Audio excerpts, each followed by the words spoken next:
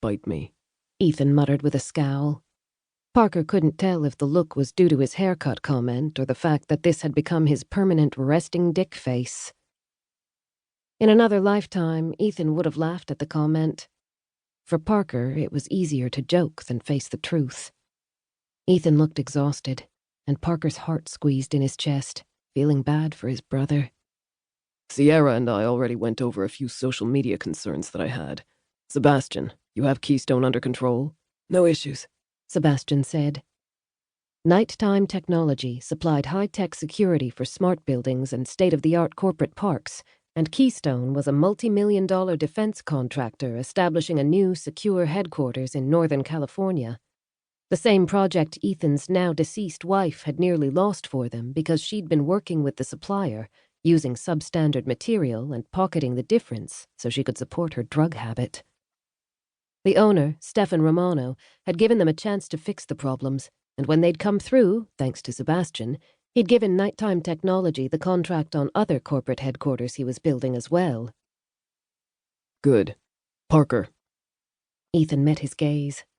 "I need you to go to Denver to scope out a place for our annual corporate retreat. We're going to the mountains this year.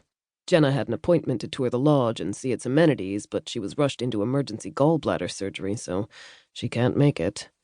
I know it's not your normal job, but we could use someone with the knowledge of ski resorts to make a decision. That's you." The order, not, he noticed, a request, took him off guard. Parker wasn't the scout for corporate retreats, and his brother damn well knew it. In fact, Parker hadn't been back to the slopes since he'd been hurt during the qualifying trials for the Olympics, shattering his knee and destroying any hope for the games that year. He'd competed 4 years before, when he'd been 18, and had 2 bronze medals to show for it. 4 years later came the injury, then surgery and 9 months of rehab, and he'd returned to the sport, only to be sidelined by a car accident that had broken his leg, again taking him out of competition. An accident that had caused more than damage to Parker's body. Given everything that had transpired that day, he'd been emotionally and physically broken. He hadn't had it in him to qualify against much younger skiers another 4 years later, and was forced to let his dreams and hope for the future go.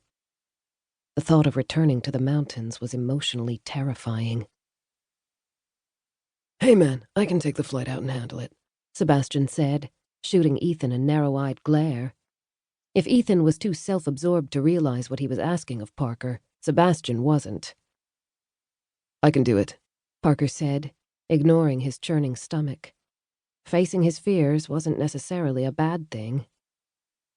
"If you're sure," Sebastian trailed off. "I am." Sierra rose and placed a hand on his shoulder, squeezing once. She also understood that what Ethan was asking wasn't as simple a request as it sounded. Ethan cleared his throat. "You and Sebastian can go. I need a word alone with Parker." Sierra frowned at Ethan. "I think you need the vacation," she said to him. "Your mood sucks." Without waiting for an answer, she spun on her heel and walked out. Sebastian turned to his oldest sibling. "She's got a point, bro. We've been patient, but you need to check the attitude and fix yourself. Even I've fucking had it." He walked out the way Sierra had gone, leaving Parker alone with Ethan. "What is it?" Parker asked. He had more patience for Ethan's moods because he knew what it was like to have his entire world shattered. "The accountant red-flagged certain transactions coming out of your personal account." Ethan picked up a folder from his desk, holding it in his hand. Anger stirred in Parker's gut. "Why didn't Ashley bring this to me instead of you?" Ashley, Sebastian's wife, they'd married in a small, family-only ceremony a few months ago, was a forensic accountant who had come back into their lives and later their business after nearly a decade, and was now working with Nighttime Technology. "It wasn't Ashley who flagged the payments. It was Frank at our outside firm, and he couldn't reach you. Thought I'd just relay the information." Parker swallowed hard. At least his family wasn't betraying him. "It's none of your business, Ethan." He curled his hands into tight fists. The thought of his oldest sibling, who'd been like a father to him, knowing his failures, wasn't a good one.